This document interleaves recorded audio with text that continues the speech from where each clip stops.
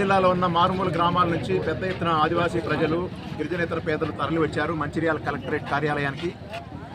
బాగా దాడులు పెరుగుతూ ఉన్నాయి రైతుల మీద.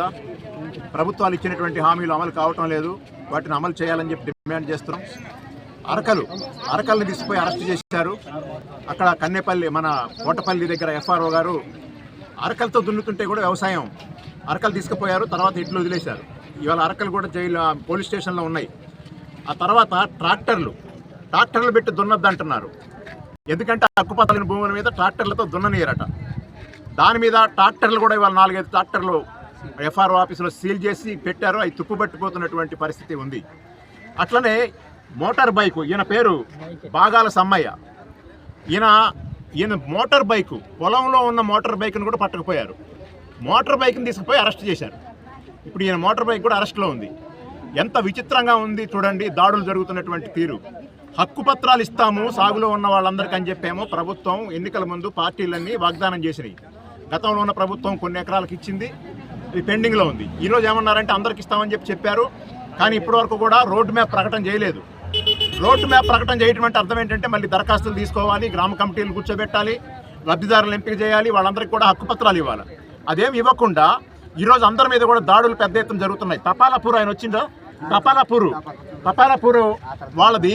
వాళ్ళ గద్దె ధ్వంసం చేశారు ఫారెస్ట్ వాళ్ళు. అక్కడ భీమన్న దేవర గద్దె ఉంటుంది, ఆ గద్దెని అక్కడ ఉన్న ఇళ్ళని కూల్చి పడేశారు తపాలాపూర్ దగ్గర.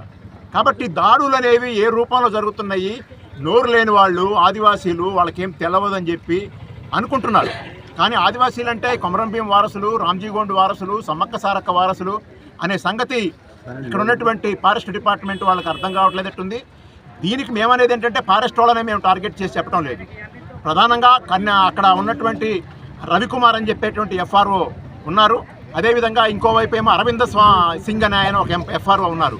వీళ్ళిద్దరు కూడా వేమనపల్లికి ఒక ఆయన, కోటపల్లికి ఒక ఆయన ఎఫ్ఆర్ఓలు ఉన్నారు. వీళ్ళు దాడులు చేస్తున్నప్పుడు కూడా అర్థం ఏంటంటే వాళ్ళు దాడులు చేస్తున్నారని కాదు, ఈ జిల్లాలో ఉన్నటువంటి ఎమ్మెల్యేలు, ఈ జిల్లాలో ఉన్నటువంటి ఎంపీలు, ప్రజాప్రతినిధులు, రాజకీయ నాయకులు మీరందరూ కూడా దీనికి బాధ్యత వహించాలి. మేము కేవలం ఫారెస్ట్ వాళ్ళని మాత్రమే జవాబుదారీ చేయటం లేదు. ఫారెస్ట్ వాళ్ళు ఈ దాడులు చేయడానికి కారణం ఎవరంటే ఇక్కడున్న రాజకీయ నాయకులు. ఎందుకంటే రాజకీయ నాయకుల యొక్క అండ లేకుండా, లేదా రాజకీయ నాయకుల యొక్క వీళ్ళని నిరోధించకుండా ఉంటే వాళ్ళు ఆ రకంగా వచ్చేదానికి అవకాశం లేదు. ఈరోజు అందరూ కూడా దరఖాస్తులు పెట్టుకుని వచ్చారు. ఆ దరఖాస్తులన్నింటినీ మేము జిల్లా కలెక్టర్కి దయచేసి మేము చేతులెత్తి నమస్కారం చేసి చెప్పేది ఏంటంటే, జిల్లా కలెక్టర్ గారికి ఇచ్చిన దరఖాస్తులన్నీ కూడా వాళ్ళు ఇచ్చిన దరఖాస్తులు తీసుకొని వాళ్ళని పరిష్కృతి కింద వాళ్ళందరికీ కూడా రసీదు ఇవ్వాలని మేము కోరుతున్నాం. ఆ ఇచ్చినటువంటి రసీదు ప్రకారం వాళ్ళందరినీ కూడా హక్కుపత్రాలకి మళ్ళీ ఎంపిక చేయాలని చెప్పి కోరుతున్నాం. సాధ్యమైనంత తొందరగా ఈ ప్రభుత్వం స్థానిక సంస్థలకు ఎన్నే లోపల కనుక ఈ ప్రభుత్వం కనుక ఈ చర్యలు చేపట్టకపోతే రేపు స్థానిక సంస్థల ఎన్నికల్లో ప్రజల యొక్క నిరసనను ఎదుర్కోవాల్సినటువంటి అవసరం ఉంటుంది. కాబట్టి దాన్ని కూడా గమనంలో పెట్టుకోవాలని చెప్పి మేము రాష్ట్ర ప్రభుత్వాన్ని కోరుతున్నాం.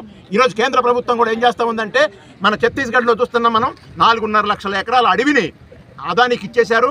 4.5 లక్షల అడవిని అదానికి ఇస్తే రేపొద్దున ఇక్కడ కూడా ఇవ్వడానికి సిద్ధమవుతా ఉన్నారు.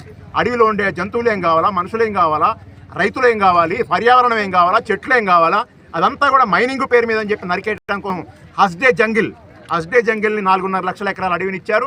ఆ రకం కేంద్ర ప్రభుత్వం మోడీ నాయకత్వంలో కూడా పెద్ద ఎత్తున ఆదివాసీల మీద దాడి చేస్తున్నటువంటి పరిస్థితి ఉంది. ఈ దాడుల్ని ఆపాలని చెప్పేసి మేము డిమాండ్ చేస్తున్నాం. మా రాష్ట్ర కార్యదర్శి సచిన్ గారు కూడా వచ్చిండు ఈ యొక్క నాయకత్వం వహించడం కోసం, వారు కూడా మాట్లాడతారు.